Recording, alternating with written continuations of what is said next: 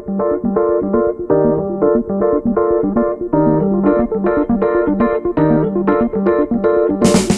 Betty Salonik, CEO and founder of Accelerate Investors. Welcome to our podcast, Chief Investment Officer Conversations, which brings to you what is on top of mind for the world's leading CIOs. In our conversations, we will explore their background, their current investment strategies, and their global outlook.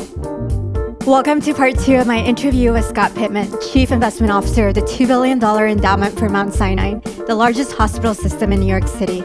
In this episode, he shares with us how Mount Sinai leverages its board members, many who are titans in the investment industry, how he thinks about healthcare investing as a CIO of a hospital system endowment, and he describes the role at Mount Sinai's endowment in decreasing the wealth and healthcare disparities that exist in our society, brought into sharp relief by the COVID-19 pandemic. I hope you enjoy. I read that Mount Sinai was able to tap Jeff Blau, who's a Mount Sinai Board of Trustee, and his real estate firm Related Companies to help expand Mount Sinai's COVID-19 treatment capacity by 400 beds in a couple of weeks, which is something that would have taken several months. I thought this was a really great example of Mount Sinai leveraging its board. Mount Sinai has a board of trustees with many investor titans in addition to Jeff Blau, such as Leon Black and Carl Icahn.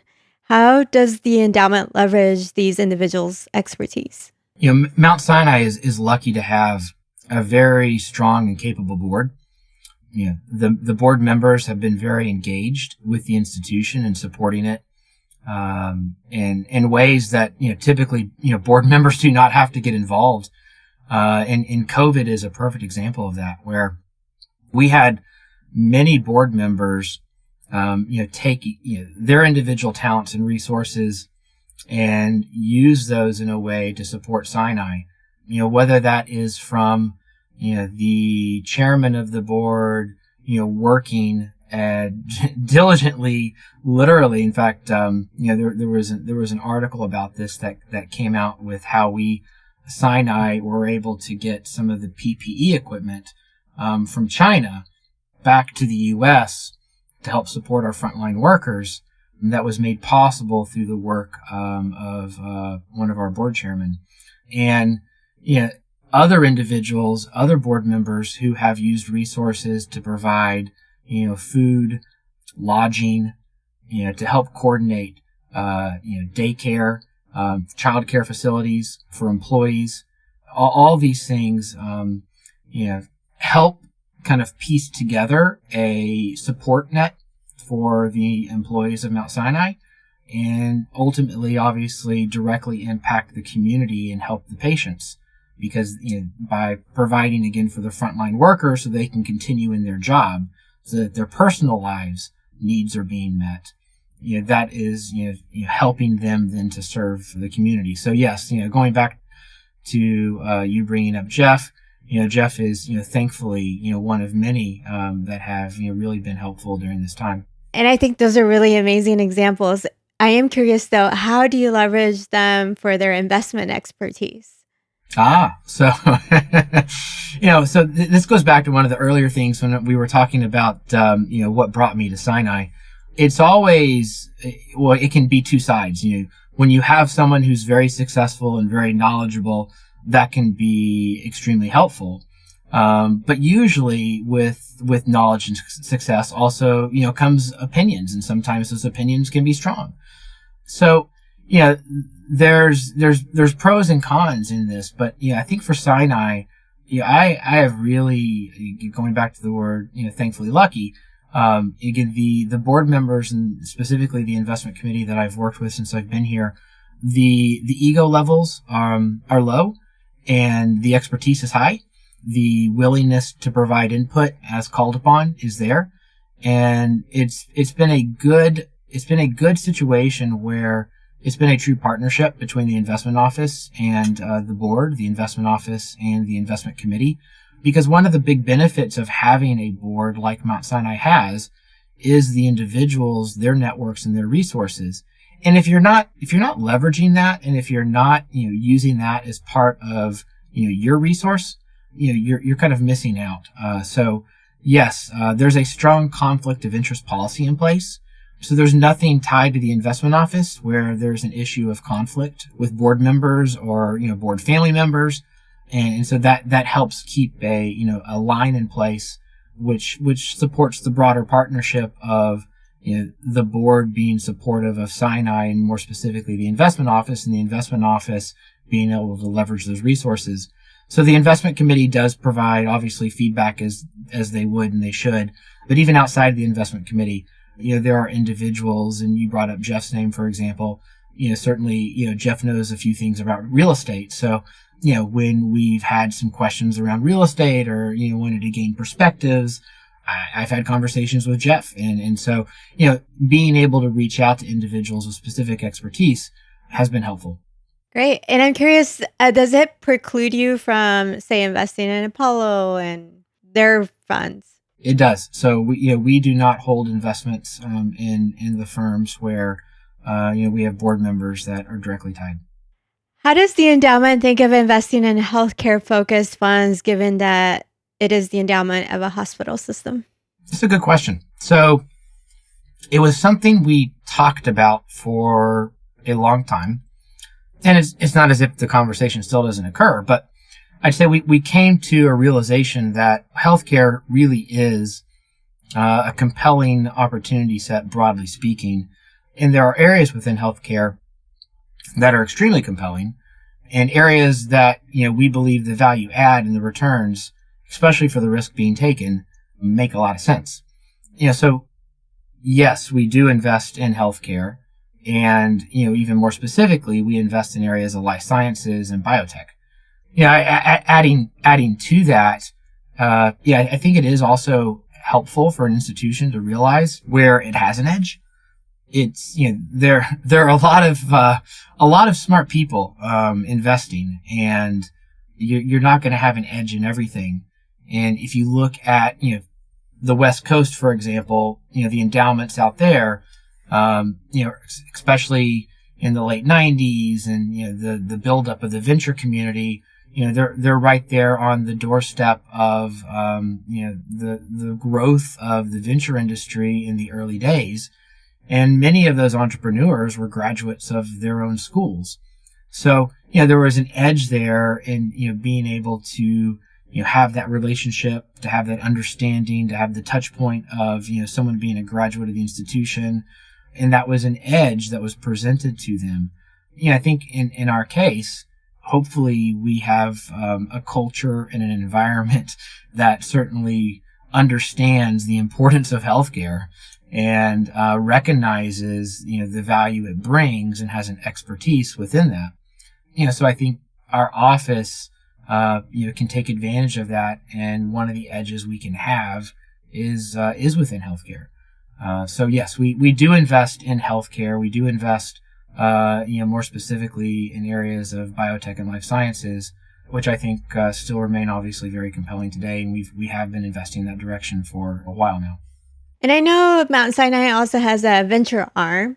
I'm curious, is there much collaboration, or I don't know if you can leverage the funds that you invest in to support some of your venture activity? Yeah. So, across the healthcare system, there's a lot of different areas, that, are tied in specifically to kind of, using the, edge of understanding and, what's taking place in healthcare.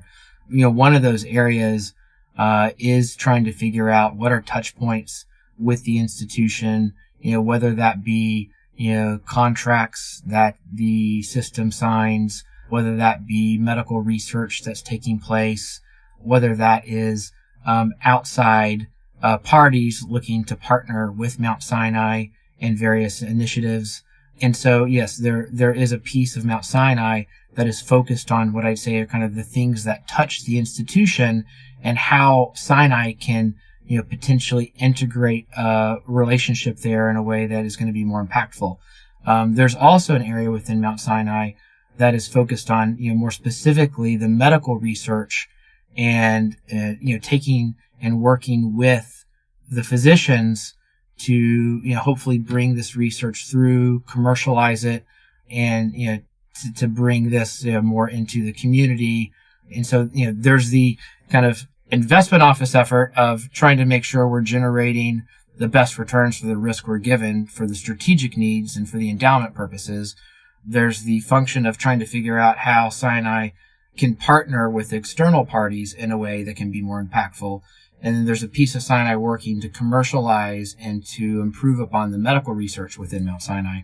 And there's, all those areas have a different focus, but yes, there's communication that takes place within the various departments. And sometimes there's been coordination at the same time. I'm wondering, how has your investment due diligence process been impacted because of COVID-19? So we've been pretty active actually across the last few months. So we've done a lot of diligence, both in some things on the redemption side and some things on the new investment side. So the first thing I'd say is the office has been highly productive. If anything, that's maybe a behavioral mental health problem than anything else, just because I think we find ourselves, when you're working from home, that separation is a challenge. And maybe said another way, there is not a separation.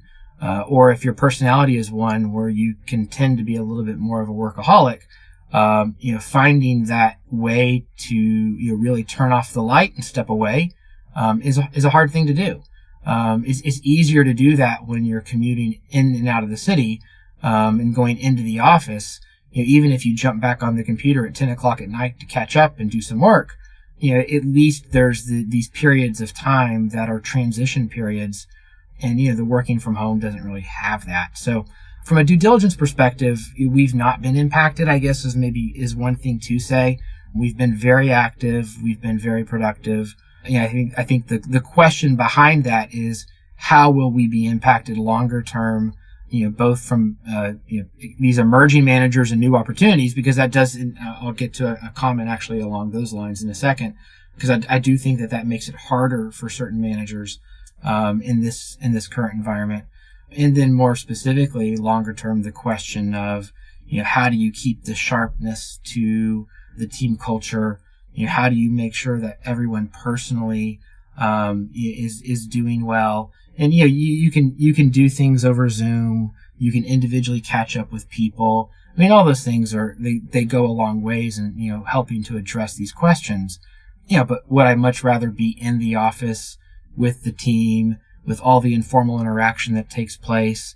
Being able to travel to physically see. I mean, I would take that back in a heartbeat. Like, yes, absolutely would love to be back doing that. But we're obviously making the best of where we are, and we've been very busy and productive in the process. Going back to kind of the diligence, in my observations, there's kind of these three areas that managers fall into, and when investors are looking to deploy risk and to make new investments, kind of given the backdrop of COVID today, there's probably a little bit more of a leaning on what are your existing manager relationships. So if you have an existing partnership that you believe can help serve, either it's in a strategy you're trying to go after, or it's a geographic reallocation and repositioning of the portfolio, you're more likely to lean more heavily on those existing relationships. Is kind of one category. I think category two, those managers that are not in your portfolio, but and you've had meetings with, and they've been in your office and you've maybe been in their offices, and maybe it's a relationship that's somewhat new within the last 12 months. Maybe it's a relationship that you've been tracking and engaging with for 5 years. But regardless, there's kind of already an established line of communication. There's already some path of trust that's been built. And there's been kind of that getting together, reading body language, and being able to kind of have that conversation in a way that gets you more comfortable. I think the hardest category, this category three, is kind of, it could be an emerging manager, it could be an established manager, but it's managers you've never met before. And so, this becomes, I think, more, the challenging group right now, because you're just now trying to establish those lines of communication. Certainly you can do this over video, over the phone. It doesn't have quite the same impact, but I think we're all adjusting. And so, we'll figure that out. Doing operational due diligence by Zoom is a different experience. I don't think that we're going to be back in our normal circumstances for quite a while. I'm not speaking specifically to Mount Sinai. I'm speaking specifically to the industry. So, I think that we're going to become more accustomed to, becoming comfortable with the diligence of new opportunities with that third category. And we're going to find over time that, maybe we didn't need to travel quite as much, to see some of these managers. And I think that's going to be fine. But I still certainly value that face-to-face, in person, if and when that becomes available. Going back to your illustrious board, I'm curious what's on top of mind for them. What are you hearing from them? What concerns are you hearing from these board members? And how is the endowment addressing some of these concerns, or what's on top of mind for them? Well, everyone has concerns. Before COVID, there were concerns. I think the concerns are heightened with COVID. It's hard to be a good investor and not have concerns. There's always an air of caution that's needed. I think the environment we're in, raises kind of that need for caution. But then again, at the end of 2019, before we had the impact that we do today, where valuations were and expectations were, that called for a pretty high level of caution then too. I think getting specifically to COVID, you can kind of wish the market where you want it to be, and the market can do whatever it wants. It doesn't really matter what I think the market should be reflecting. If I think, it's ahead of itself, and if valuations are high today, given where things, are going to be over the next 6 to 12 months, it doesn't really matter. I mean, the markets, has been doing quite well, but am I concerned with, for example, S&P 500 valuation today relative to where, it might be 12 months from now? And maybe that answer is the market's flat over the next 12 months. And so that's not like a horrible outcome, but there's an opportunity cost to that. And so I think, the committee and the board wrestles with, the various markets, not just U.S., but, how is the U.S. positioned relative to ex-U.S.? How are valuations positioned in U.S. large caps versus, even more cyclical or, areas of small caps? What is more the backdrop of what happens with monetary policy? Again, going back to this low interest rate environment for a very extended period of time, what is the impact and influence of that, on investment portfolios, on active management? How should we be thinking about proactively, looking for areas of growth in the portfolio while, still being mindful of, these areas of preservation? I think the good thing about the committee, which has always been the case, very informed, extremely knowledgeable, very successful, but they don't act as if they have the silver bullet. And, they have opinions, which is great. You want opinions. You want to be able to discuss. You want to be able to, hear different sides and different perspectives, but no one acts as if they have the answer. And to me, that is highly refreshing, because I would call them, they are a wise committee. It's not as if they have concerns, and at the same time, they're showing and dishing out, here's the solution and here's the answer. It is a collaborative committee, an engaged committee, a committee that, is looking to support the best interest of Mount Sinai. So they want, action to be taken. But they're open to the discussion of what is the best course of action, because they themselves are not pointing to, any solution. But hopefully we're making good decisions, better decisions, wise decisions, because this culture that's built up between the investment office and the investment committee is one of, again, transparency and open communication, where thoughts and opinions are encouraged, but it's one where, we also encourage, the egos to remain low. And I think all of us try to keep a little bit more humility in the process, because we recognize markets can, do one thing even though we think they should do another. Thank you. So we've already spoken a bit about this, but COVID-19 has highlighted the wealth and healthcare disparities that exist between whites and Blacks and Latinos. For example, Latinos, out of all the ethnic groups, have the highest unemployment rate. Blacks have the highest number of deaths. And in a way, you're at the intersection of this. You do investment management for a healthcare organization. In your view, what actions can Mount Sinai's endowment take to decrease some of these disparities? We definitely are at that intersection. The health system itself in New York City is certainly a diverse slice of the world, which I love. And the health system serves some of the richest to some of the poorest zip codes and serves all types of backgrounds. And so, yes, definitely at the intersection, for these issues. And, the biggest impact that our investment office can have, aside from these things that we've discussed on, how we're engaging our managers and how we are building those relationships and how we're encouraging, thoughts and practices within those investment partnerships. The biggest impact that we can have more specifically to Mount Sinai is just how we are providing the best return for the risk we're given in the most ethical way possible to support the mission of the institution. Because what the institution is doing is certainly having a huge impact on these areas. And so one of the things that Mount Sinai has started doing during this COVID-19 environment is offering free legal services for all of their, low-income patients. This is unemployment benefit support, visa extensions, personal needs that may exist, that patients they may seek Sinai for a physical health need. But there's other needs that these patients have, and it's trying to meet those needs in different ways.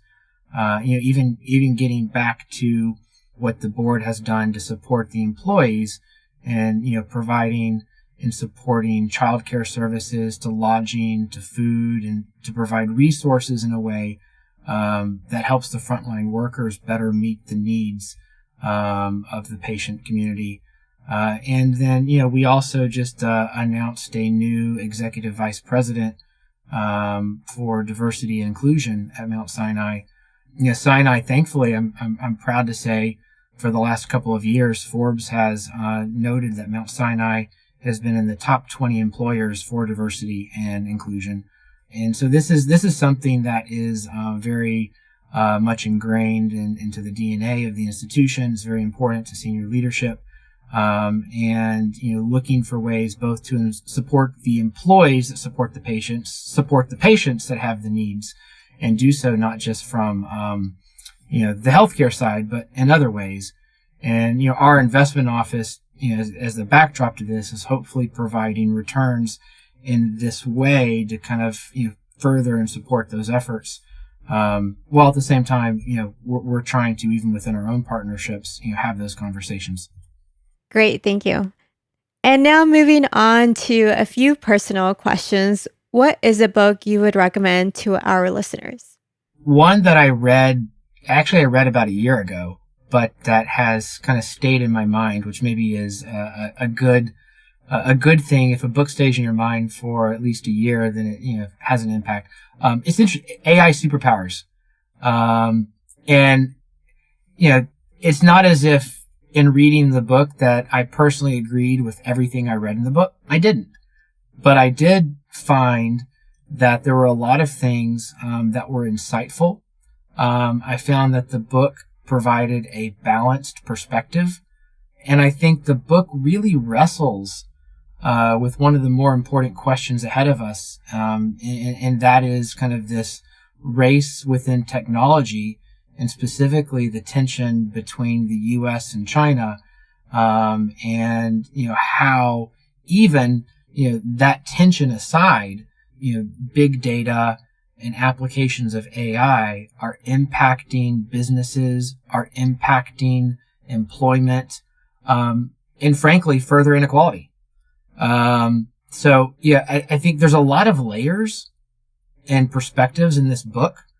I think the reader, when they're reading the book, can kind of bring their own biases and perspectives into this, and if they're kind of open-minded within that, find this to be a very interesting read, because I think that these are really important trends that are impacting society today, and that will have a bigger impact looking ahead. So that is one that I think is probably from a challenging trends that are not going to be stopped, but challenging trends. How do we deal with this in the best way possible?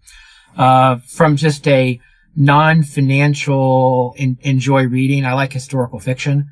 And Eric Larson is someone that I've enjoyed reading over time. Devil in the White City, Garden of the Beast, interesting books about periods of history that shine a little bit of an understanding of how society has developed and gives perspective, but then intertwine personal stories in a way that are compelling. And then from I'd say just self interest standpoint, I like behavioral economic and behavioral science books. So anything really related to Daniel Kahneman, I've enjoyed a lot. Michael Lewis wrote The Undoing Project. Thought that was interesting. Kahneman's Thinking, Fast and Slow is an interesting book. So those are some thoughts I'd throw out there. So a few things. I don't know if you listened to our last published podcast episode, but it was the CIO of Illinois State Treasurer, Rodrigo Garcia, and he recommended Devil in the White City. That was... Oh, really? Yeah. Okay. That's great. Yeah, and he said that they're thinking of making a movie out of it. So I don't know if you heard that. I hadn't heard that. It'd make a good movie. They may not want to go into the movie as much detail as the Chicago World's Fair did, but the movie itself could be made into a really good movie. It's a great book. I would say that definitely ranks as one of my favorite books that I've read. And the other one I had mentioned that Larson has written, The Garden of the Beast, is really fascinating. It deals with the period of time in Germany during Hitler's rise. And so, we've, whether it's read things about World War II, or we've watched movies, or we've talked to people who've served, there's been a lot of exposure to World War II, but I can't say that I've had a lot of exposure to more the rise of Hitler and kind of pre-World War II Germany. And so it really focuses in on the U.S. ambassador and his family who's living in Germany, and how they're dealing with how Germany is changing during this period of time. So it's an interesting book. Yeah, I'll have to check it out. What's your favorite story or moment of experiencing cultural diversity? This is actually easy to answer, and I miss it with COVID. It's Grand Central Terminal. I miss, getting off the train, walking in. I mean, it's all there. All types of people, all types of backgrounds, from all over the world, hearing different languages being spoken. There's a lot of refreshing. I mean, you can feel a little bit, I guess, maybe lost in it. I don't. I love it. But there's a little bit of just, sometimes I'll find myself standing a little bit to the side. And this is even after, I've been in New York now, almost 12 years. I don't take it for granted. I'll find myself a little bit standing off to the side at times just to watch and observe, because, I do love that. I love the energy and the intermixing of just a little bit of a global footprint right there. That's what I love about New York, and just riding the subway, and you see all kinds of people. And I know from having friends come visit me from Europe, for example. Europe is, of course, a diverse region, but it's not. They don't see that diversity on a daily basis in their one particular country. I even miss just you walk through a subway station, and there's someone who is sitting off to the side, a musician, and they're fantastic. They're so talented, or they're so creative. They're playing something that you would never imagine could even make music, and they're making it into music. And Yeah, just, those things. I miss being in the city and seeing and being around that. Or I don't know if you've seen the person with the piano in the subway station. Like, how did you get the piano No, there? like a upright piano? Like a full-fledged I don't even know piano. how you do that. I know, they did. What money advice would you give to younger generations? Make a good plan of how you want to invest. You have to be disciplined and sticking to it. And I'm speaking to myself at the same time, and yet being flexible enough to adapt and evolve. I think what you find is that, you're going to have a lot of people influencing and telling you how you should think. It's fine to get those perspectives. But you do need to have a plan and be disciplined to that plan, because if you find yourself constantly changing, you're going to be making those changes at all the wrong periods of time. And so it's one of being consistent, being disciplined, but not so headstrong, that you're not aware to when there are potential shifts and changes that are, substantial enough, that you need to adapt along the way. And the other thing I would say, which is, just important, is, read, listen, do a lot more of that, especially as you're starting out. Don't feel like you need to have all the right answers. And many times, just maintaining that personal patience to allow yourself to grow and gain in perspective as you read and listen is what's needed. Lastly, what is the best advice you've ever received, or advice that you would impart to others? I think this one has to go to maintaining humility in, one's decision making. So, it would go more along the lines of, you're never as great as your successes and you're never as bad as your failures. I think many times we start to confuse, a good outcome with, something great that we did, when it may have just been luck. And there are other times when a bad outcome occurs that it wasn't some really bad thing we did or a mistake we made. In every decision made, there are issues and things that can go wrong. And I guess when one makes a decision, are they considering those risks, and are they taking those issues into consideration? And if they considered those risks and they take those issues into consideration and they felt that it was still a good and wise decision, but one of those things happens and it ends up in a bad outcome, you can't control what happens, but you can hopefully control the process you take in your decision making.